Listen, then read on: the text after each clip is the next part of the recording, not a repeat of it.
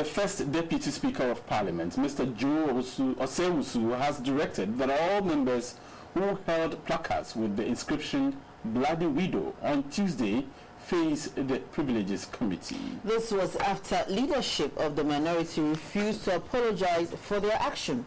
The Speaker said it is unparliamentary for members to use such words. But the minority insists that their placards were not an attack on Miss Lydia Alhassan, but against the violence that occurred during last Thursday's by-election.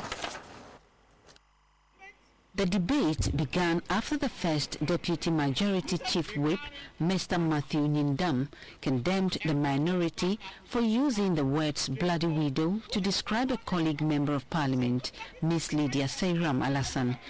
He raised Standing Order 93+2 of Parliament that prevents a member of Parliament from using offensive and insulting words on another member.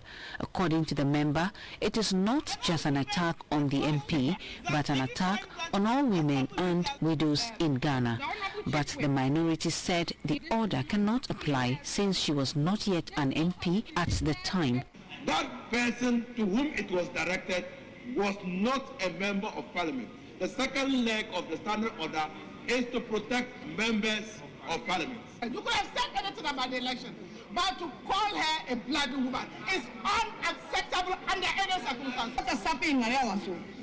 The majority and the minority should come together as God-fearing people to condemn what happened in Ayawaso. Let's not also be selective in our memory when it comes to violence in by-elections. Mr. Speaker, we have the by-election in Talensi. What happened in Talensi? Mr. Speaker, the MP is still in this house. None of our members on our side has ever referred to him as a bloody MP. After several arguments from both sides, the first Deputy Speaker of Parliament, Mr. Joe Osei, handed down the verdict. I think that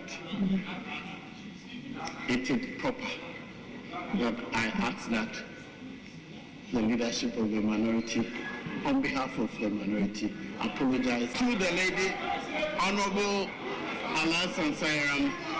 But the leadership of the minority side said they could not obey the ruling by the Speaker. Unfortunately, we cannot comply with that ruling. We will challenge it with a society motion. You will invite the individual members who were holding the placards to apologize.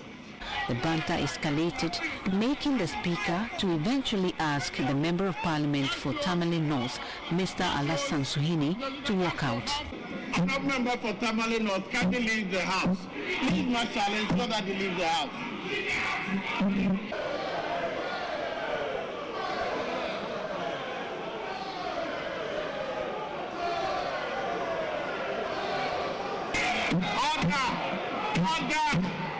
The Speaker further directed that Tuesday's proceedings be retrieved to identify members with the placards and deal with them accordingly.